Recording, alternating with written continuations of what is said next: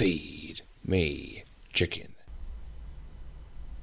Hello YouTube, I am Feed Me Chicken. How the cluck are you? Well, you may not be able to tell by the title screen just yet, but you will do now.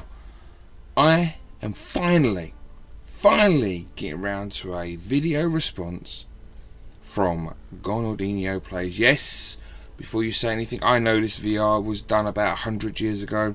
I know I am so far behind, but there is a reason. Now, for those of you who have possibly come across me for the first time, I did a bird feud with a channel by the name of Game Zone Bird Room, and at the time I had a black CRT TV, and when just before we'd done this, Gurnaldinho put this VR out to the community, I was so excited, but I wanted to do it on the original software. And as luck would have it, certainly for me, not long after the bird feud, the black CRT blew up. Sizzle bang pop, it was done. Now, why am I hung up on the CRT?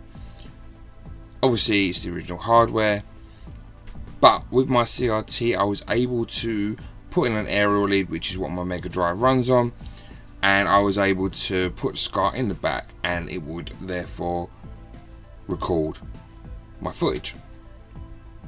So since then I've had two CRTs plus the one I actually recorded this stuff off of, and here we are. So as you see, I'm going to the options now. I am going to do a few other VRs, mainly to Nerdy Geezer because he's done quite a few, and to one retro ghetto. So let's start off with a gaming memory, shall we? So I am going to select Blaze for my playthrough with 5 lives on Streets of Rage 2. But why? Well, when I got this, I first played it on the Master System, and I went through all the male characters because, you know, they're masculine, they've got to be more powerful, haven't they? I just didn't really connect with them. And then I tried Blaze, and when she does the float over German suplex, that's it, I was sold. Blaze was my character. So my playthrough on this VR, plus all the other VRs I'm going to talk about, is with Blaze. Now, my gaming journey was started by my dad. Now, as I've said in one of my only introduction that I've done to my channel, I can't remember whether I played the Commodore 64 or the Amiga first. Now, I have 3 games on the Commodore 64 that I remember, one being Ghostbusters, one being a Batman game, and one being a game that involves a fox. With the Amiga, I have memories of a lot of games, so such games as Zool, Super Frog, Chaos Engine, Sensible World of Soccer, Monkey Island, and such quality games of that nature. One of the earliest things I remember was becoming obsessed with Street Fighter. Now, it was my dad who taught me how to do a Hadouken. I don't really know what it was about Street Fighter, but I think it was just the fact that I wanted to be good at a beat 'em up game. I wanted to, be that guy. Yes, I'm really good at this, and I wasn't. I was shit. So my dad was teaching me with the joystick. It was quarter rotation, fire button. When you release that first Hadouken, you're like, yes, I'm the man. But obviously that move is quite generic. So my first character of choice was Dowsim, simply because while I was shit at the game, he had long legs, long arms, keep people at a distance. I am going to do well. At least that's my mindset anyway. I could never play as Zangief. He was a very hard character to do the moveset for. It certainly was for me anyway. So really, that's where my gaming started. Okay, I can't remember whether I played IK Plus on the Commodore 64 or whether it was the Amiga version. Oh my god, what a game! And it's got so much humour in it as well, and just what it is that you got to concentrate. So not only are you trying to go up the grades in IK Plus, but you go to these bonus stages, and one in particular, which is where these balls are flying at you from every which direction, obviously left or right, but not they else. You got to then judge whether they're going high or low, and you've got essentially it's just a pan to have them to keep them white, and then they speed up and they speed up. But the humour in the game, so you could be you could pull their gi trousers down, or they fell down if it was embarrassment. I can't remember which. But yeah, it's just such a simple game, and it just encapsulates you, just gets you hooked there and then. You're like, I want to go up through the ranks, I want to go through the ranks. And that's one of the things I've carried on with me. And unfortunately for me, I get way too involved in my games. I want to be the best. I am shit at games. Let's not beat around the bush. I am so bad at games now. Not that I was any better when I was younger, but I'm pretty sure I was. But I get way too involved in the game. That's why I could never stream. Could never do a proper stream where it's just me by myself, because the rage and everything else would come through, and it would just be a really bad watch. Truly horrible watch. So that's where my gaming started out. So I got a lot of nostalgia for the Amiga, and I'm so glad I do have it in my collection. I do need to recap it. But back then, and this is the beginning of my VR to the retro ghetto. Basically, one of these: are you a gamer? Or are you a collector? Well, back then, a young me knows no different. I only know the games that my dad had, or I know the games that my nan had. And Shuffle Puck Cafe, if no one's played it on an Amiga, oh my god, if you have an Amiga, make sure you get that game. But these are, when you're younger, and certainly in the Amiga days anyway, copywriting wasn't such a thing.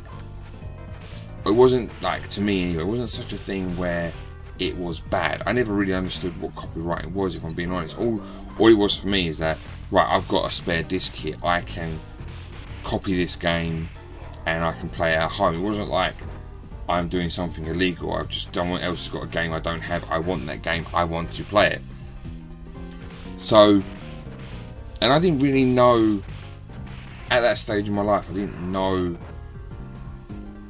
that I wanted to know about games. I don't know if that makes sense, but I wasn't into the magazines of the Amiga. I wasn't into finding out what is the next game. I literally was grateful that I could go on the Amiga, in particular because it was at my nan's as well, and we visit my nan ever so often. But the games that were there, I was grateful for what I had and what I was able to play. So I would play Pac-Man, Galaga, Space Invaders.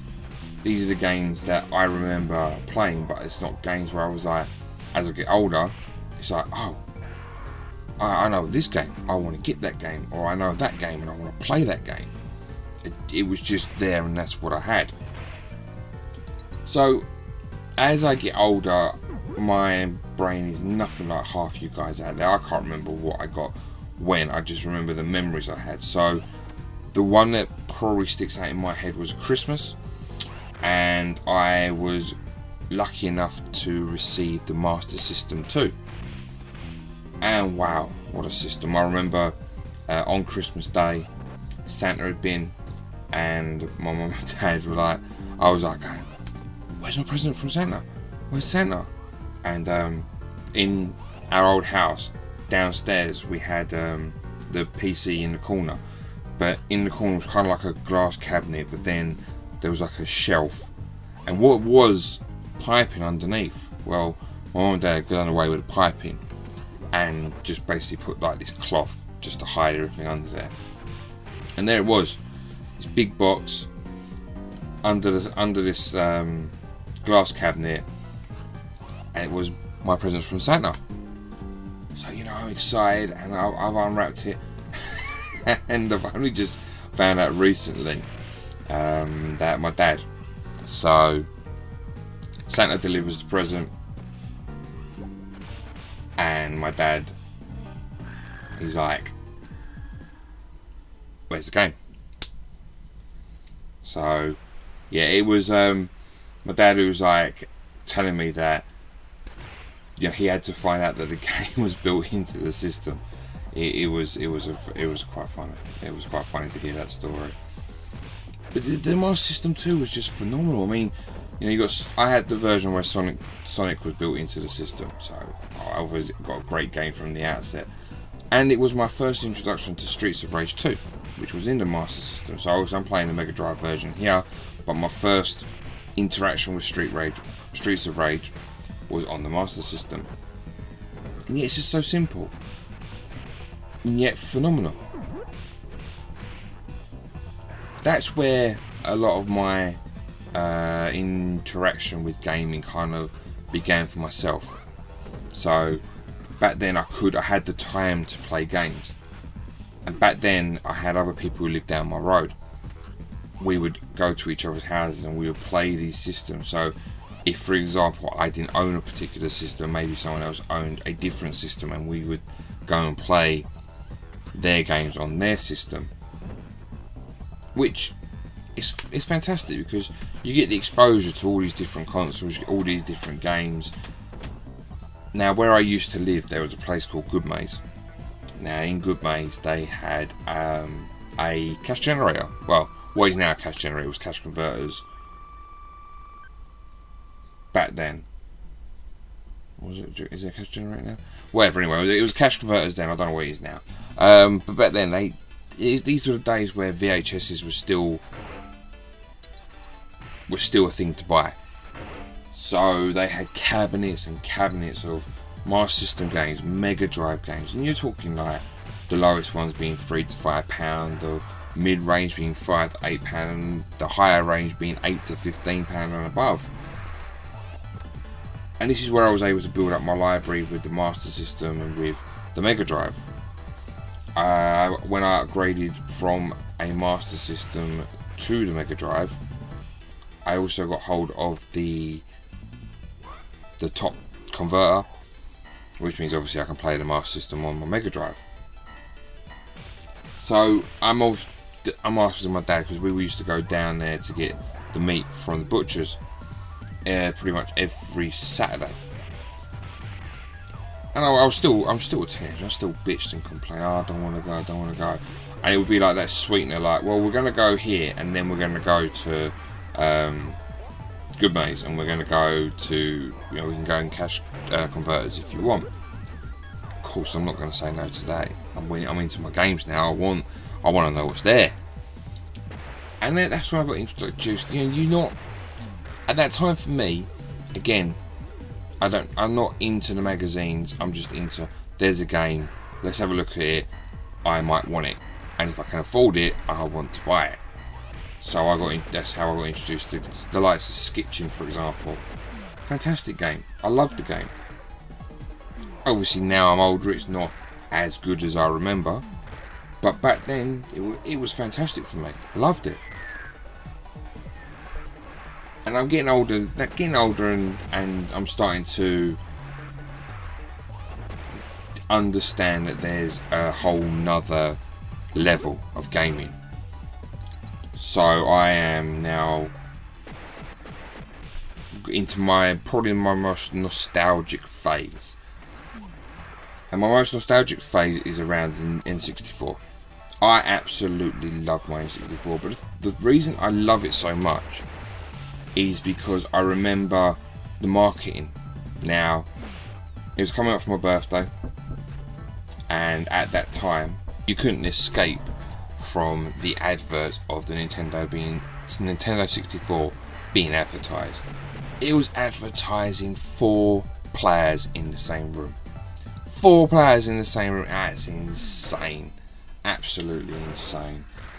I remember going to my dad saying, I want this console. Going to my mum, I want this for my birthday. I was absolutely gagging for the N64. Mario Kart was the game that they were obviously advertising and pushing hard.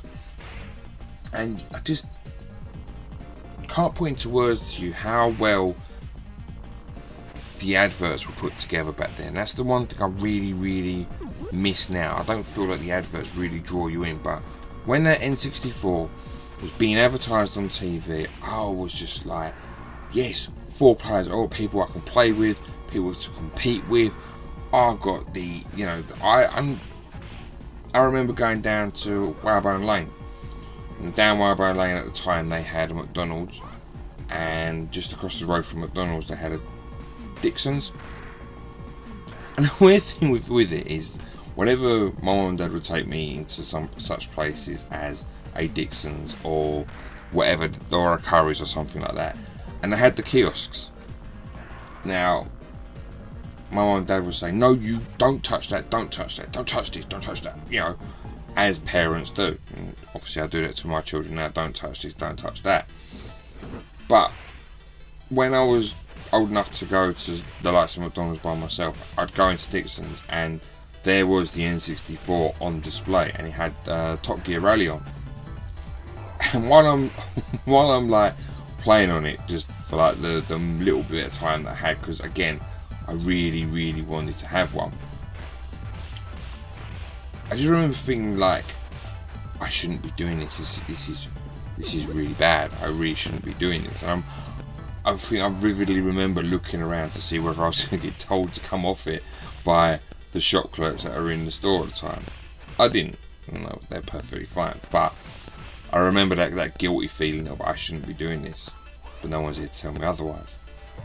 And the weird thing about Top Gear Rally was the fact that you had to use the D-pad along with the A button, so that felt a bit peculiar. And I remember once it had come to my birthday, and I did get the N64. Oh.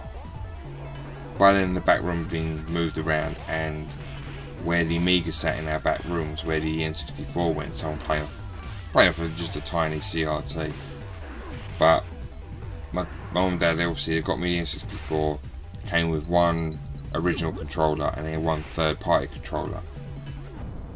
And obviously on my birthday, I do have a sister, and obviously she wanted to play as well. Well, guess who got the third-party controller? Hint, hint, it wasn't me. And the funny thing is, playing with my sister, she tried to treat the controller as an actual steering wheel. So while I'm playing, and Mum and Dad are wondering why she's trying to physically steer the go-kart. But anyway, it was a lot of fun, and it was in this phase of my life where I still owned my Mega Drive. I still had the converter for it. I had PS2 as well, so I had a mixture of PS2 and PS1 games. Nothing like major. I don't have a major collection here, but it was at this time I started to really look into magazines. So the N64 magazines were where I asked my dad every week, oh Dad, can you buy me this magazine? But of course I'm asking for these things, and only now am I looking at magazines going, really? My dad was spending £5 a pop on these magazines, and all I did was go to flick through. I didn't really read the articles. I'd look at what I wanted to look at, and then it would be put down. Or if there was a game that I was struggling with and I'd seen that there was a hint or a chip or a cheat there, I'd go back to look at it. But never got a magazine just for the articles. I wanted to know what the next game was that was coming out. What's the next screenshot there? What's the next rating on a game that I'd like to get? So that's when magazines for me started to come in really. And it's I would say probably the N64 was probably the only one where I was really into magazines. You had the magazine which was called N64, and then you had the official Nintendo magazine, and they were the two that I was really into. But it was also in this period where the guys that I hung out with down my road, so at the top of my road, he had a Sega Saturn and would rent from Blockbuster. Ooh, look, another memory. Blockbuster. So he would rent games from Blockbuster, so I got introduced to games such as X-Men vs Street Fighter. Phenomenal game on the Sega Saturn there. And we played X-Men Children of the Atom, I remember that. And that's where I ended up having so once I got older and owned my own Sega Saturn, I had to get Andretti Racing. It plays pants now. You know, the graphics don't hold up, but it's a memory. It's like I played the Sega Saturn and I enjoyed Andretti Racing.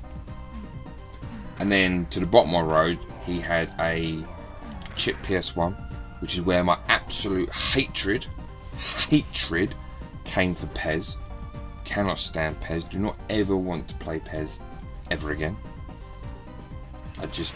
Why don't I want to play PES? Because I got this theory. It's probably not true. If you're player 2 on pretty much any football game, and you are essentially trying to beat player 1, I feel like the system's made so that player 1 is meant to be this player that's not allowed to be beaten, because when passing in an early PES game, you only do about 3 or 4 passes before, no matter what the hell you do, that ball is going to your opponent as player 2. And unfortunately for me, not only was I shit at PES, but everyone else who, obviously a kid down my road, and he would play it a lot with someone else who was down my road, but they were really good as well. So I'd just get slaughtered, and that was it. I was in rage mode. I was just like, you know what, fuck off, I ain't playing.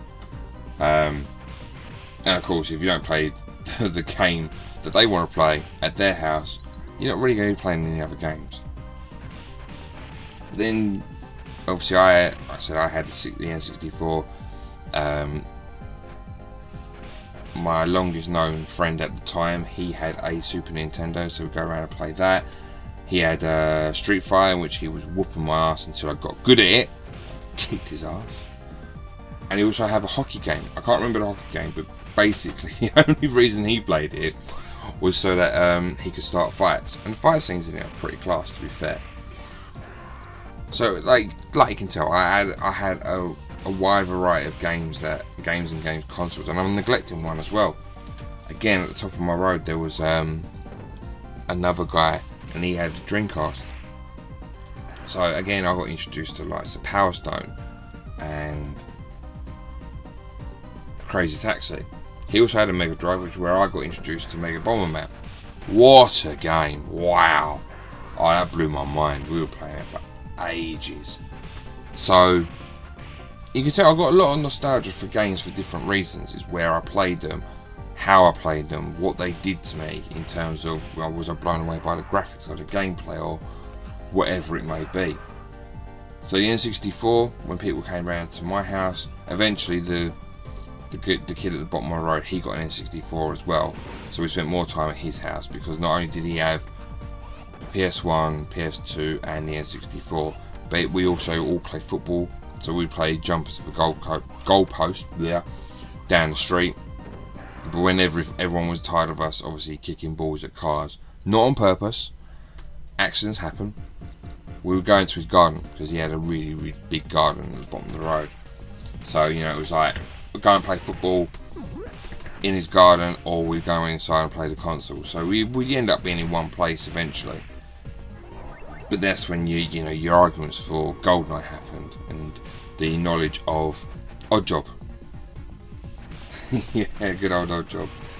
And the problem I had is that when I was able to play games and I was okay at games, and I had games that other people didn't have, it would be, oh, how can you let us know how you're playing it, because we're getting frustrated. And I don't know what it was. It was like I'd give them a way to play the game. You know, being fair, wanting people to play along with me. You know, oh, I just lost my first life. Bollocks. So I'd do that, and then within a day, I'm getting my ass handed to me, and it's like, wait, I'm the one that should be good at this game, not you. So I never wanted to give advice to anyone if I knew how to play the game. But unfortunately, it's either you do that or no one's going to play the game, which is really annoying. And then when people are better than me, they won't give me advice, will they? But I still play, because I enjoy playing games. Although the way I acted, you really would not think I enjoy playing games at all. So at this point, I am definitely a gamer. I wanted just to play games.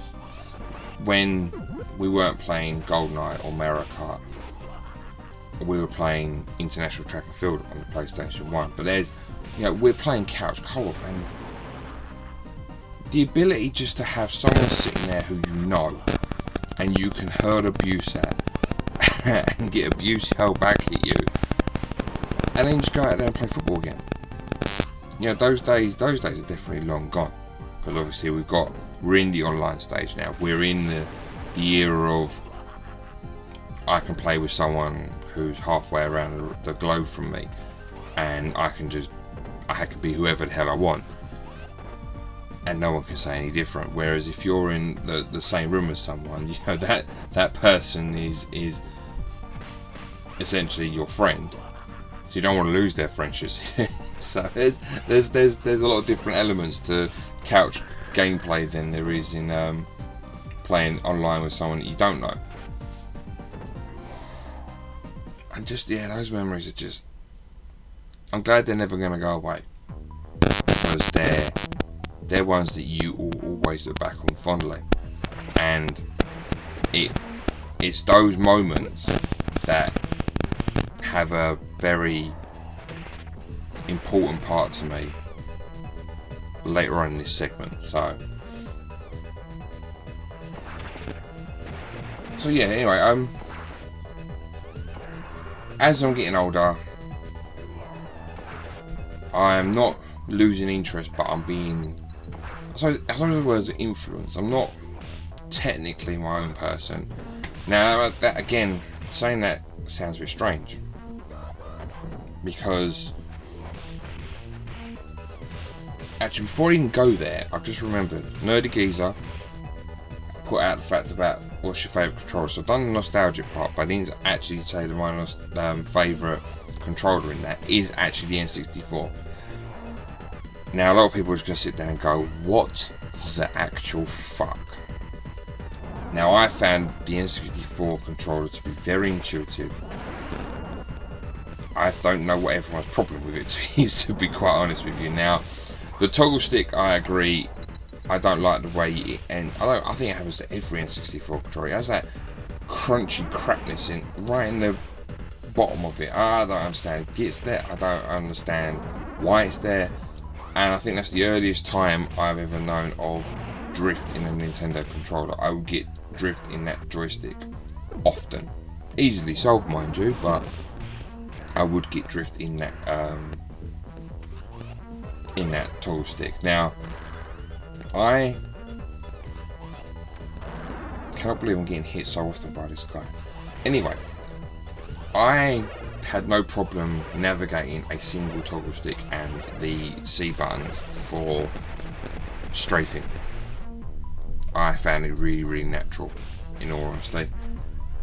There was no issues for me with my hand and how they sat. So I feel like I've got really big, clumsy hands. I'm not a tall guy. I am now a big guy, bigger than what I was certainly 20 years ago. But there was no, I hate this boss, this guy is an absolute arse. I'm sure he's influenced by the guy from the guy on the second stage from Streets of Rage 1. Fucking hate this guy. I'm glad I deal with him quite well. Anyway, back to the controller. So the way you hold an N64 controller is simply ignoring the D-pad, unless obviously you're playing Top Gear Rally.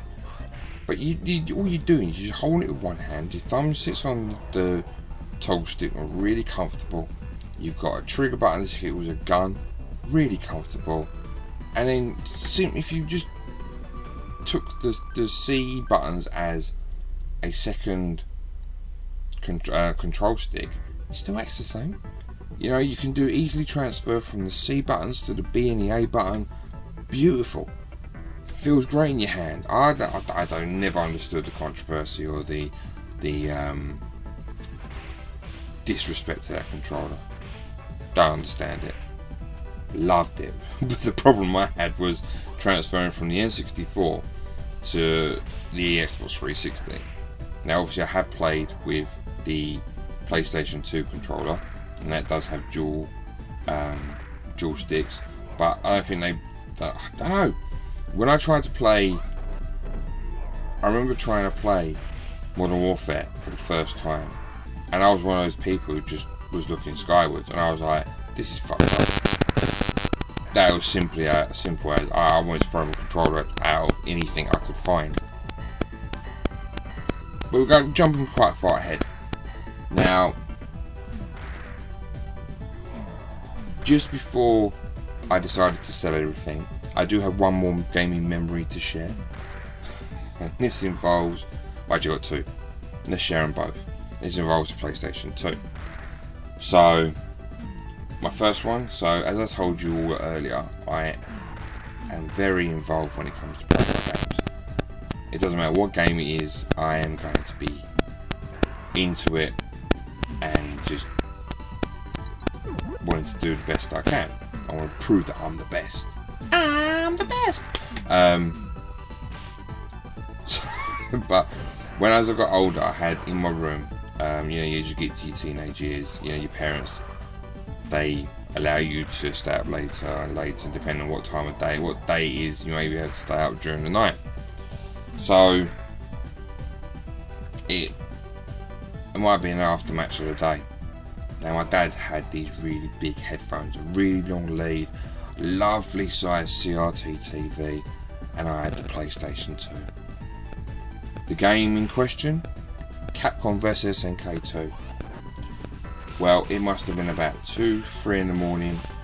I have a futon bed, so what it is basically I've got the bunk bed on top, and I got to pull out futon at the bottom. And of course, I'm not hearing myself through the headphones, and I know I'm going, for fuck's sake, fucking game, fucking this, fucking that. My dad burst through the door, and I mean, my dad's a lot shorter than me, but I obviously kept him up and everything, and he scared the absolute shit out of me. I swear, if I had was wearing underwear, I would need to change it. I mean, fucking hell. I had, before anyone says anything, I had pajama bottoms on, but fucking hell, he scared the absolute shit out of me. So, I can tell you, the PlayStation 2 went off very, very quickly, and I went to bed. And another story from the PlayStation 2 era is involving Metal Gear Solid. Yes, I was very late to the party with Metal Gear Solid, and what a cracking game. What a cracking game. Now, why does this enter the memory stratosphere of my existence? Well, the reason is again, as I was getting older, I must have been going on in sixth form at the time. Must have been. Anyway, the point is that I came home, started playing Metal Gear Solid. I just got hooked, and I was playing it, but it's one of those ones where I was playing it for so long that I didn't realise the time. By the time I actually finished the game, it was 5 o'clock in the morning. I had to go to school. Oops. Yeah, luckily I survived. I was young enough. But, oh man, what? Mental. I mean, that, I forget his name now, but one of the people you got to face, and I don't know why no other game does it, where you've got to think outside the box. You ain't played Metal Gear Solid, I'm not gonna spoil it for you, but I just don't know why other games don't use that initiative. Use something smart. We're only talking about it was a PlayStation 1 game, wasn't it? So you're talking about that sort of smarts, and at the time the internet wasn't exactly the force it is now. So the guys who made the game, incredible idea to do that with that character, and to have that sort of a foresight to see, do you know what, people are going to spend ages trying to figure this out. They're going to have the longevity, they're going to be talking about this game. Really smart marketing as well. But yeah, I got hooked on that game, and I had to play it to its completion, 5 o'clock in the morning. I've turned it off, looked at the clock thinking, ah, crap. But there you go. That's the life of a gamer. If we move further on in my gaming journey, I end up selling everything that was gaming related. So, and this is where, you know, you look back and you go, why the fuck did I do that? So, I mentioned earlier I wasn't my own person, and what I mean by that is that you get to the working age and you're in that, some people are anyway, I certainly was, we're in that turmoil. Well, what is an adult? Because I ain't gonna lie, I lived a sheltered life. I didn't really go out much. I didn't have the money to go out. When I did go out, I didn't spend an awful lot. And I enjoyed what I had. Don't get me wrong. This isn't like I bag on, oh, I never had the money. I was always poor and this. No. I made the most of what I had, and I was lucky to live with down the streets that I lived because, you know, we could go. There was a park just up the road if I wanted to go to the park, or there was people to play football with in the street, or go to someone's house and play games. You know, it wasn't like, I don't feel like I missed out. I just know I lived a sheltered life, but that's as much through choice it was through upbringing. So, you know, when I went out, you know, you go swimming or you go to the cinema. Yeah, sometimes I was bored because I wasn't. When you live a sheltered life, I suppose you're not into the same things as maybe everyone else is into. So I didn't really understand what everyone else was talking about and whatever. But now I'm at the age where, you know, I'm transitioning into an adult. I can go out and earn my own money, which is what I did. But, you know, at the time you listen to people go, well, I just lost another life. Bollocks. You listen to other people going, well, games just for kids. And over time, I basically saw it the same way. Right, well, I don't need these games. I'm an adult now, I'm going to earn my own money, you know, going to look to the future. I'm going to get myself another half, have a family, settle down, work for the rest of my life. I'm not going to have time for all this baby stuff. So, yeah, everything went. And in my collection, I had the likes of a boxed Mario Party 1 and 2. I had boxed Super Smash Brothers. You know, I had boxed other games and systems as well, but those were the ones that stuck out where it's like, wow, just look at the money they're fetching now. And to be honest with you, I want to play those games again. They're just out of my league. So, again, but at that time, in that specific moment of my life, it was like, well, I don't need these. I'll just get the money, I'll do something else with it.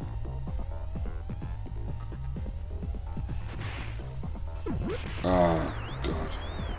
Right, before I continue any further, I fucking hate this guy with an absolute passion.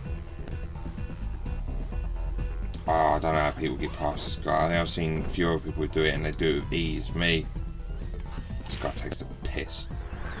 It's another life gone. But yeah, so essentially we're going to be coming to the end of the video very, very quickly now because I'm going to lose a lot of lives. So once I'm back to, I've left school, sold my stuff, and I went round. I had a really, really good friend who was the best man at my wedding, and being along with him, he showed me that he basically showed me that a lot of my memories that I had are tied to gaming. So thanks to him, thanks to the time I spent with him, and that's it. That is my 5 lives over. I'm just going to continue for a little bit longer just to finish what I was saying. But yeah, thanks to Ballistic Headshot, who was the best man at my wedding. He's my best mate, terrific guy. I spent a load of time around his house. I don't know how his mum and dad put up with me, I really don't, because I'm a loud person. But yeah, he showed me that a lot of the memories I have, happy memories in my life, are tied to gaming. So from there, from realising that, I had to then be on the quest to get my games back. Now, in that, I obviously don't have a lot of time because I am a dad, I am a husband. Everyone has the same sort of problems. It's like you don't get that sort of time to play the games you want to. It doesn't mean I can't collect the games to play them later. My wife always tells me, what you're getting now is your retirement fund, which is fine. I love my family, I love them to pieces. My wife is absolutely amazing, and so obviously the games I do try and get, I will play at some point, I hope. And YouTube allows me to get, have that avenue to, not only do I get to talk to people, because my wife she doesn't call herself a gamer, although, don't tell her, she will get converted soon. But, YouTube allows me that opportunity to talk to people. I've made quite a few good friends out of YouTube so far, who I talk to off and on. And that's great, and I hope to make a lot of other friends, do a lot of trades, and progress with the help of YouTube as well. So I'm going to end this with answering a question, the VR to retro ghetto, which is, am I a gamer or am I a collector? And the answer is, I don't know. I don't fucking care, because at the end of the day even, when I am gaming, I am happy, and I have loads of terrific nostalgic memories for gaming. And when I am collecting, man, there is a buzz for collecting, getting what I want for a good price. And then in amongst of it all, you meet these terrific people. You know who you are if I've spoken to you. If you're commenting on my stuff that I am, on the content that I'm doing, I hopefully give you a reply. I am grateful for that as well. But this just gives you another avenue to be a version of yourself that you hold close to you. So that's it. I am just who I am. I do what I do, and I'm happy doing it. And that's the bottom line. And that's the bottom line, cause feed me chicken said so. And with that said and done, I have done my 5 lives, done it a long time ago. There are some nostalgic memories for you of how I got started, and kind of a really odd way of talking about how and what systems I've had and what games I've played, and also letting you know what my favourite controller is. So I hope you've enjoyed it. If you didn't, I'm sorry, I just shitted the game. And that's it. Right, I'm going to stop this here. Thank you for watching, and I'll talk to you later. You made it to the end. Thank you so much for watching. Please leave me a comment below and let me know what you thought of this video. Also, let me know how you found me. Below is a link to my Facebook page. It is the only bit of social media I do between YouTube and you guys. This is where you will see photos of the items I have for sale or for trade. I do not do Twitter, and I do not do Instagram. Take care.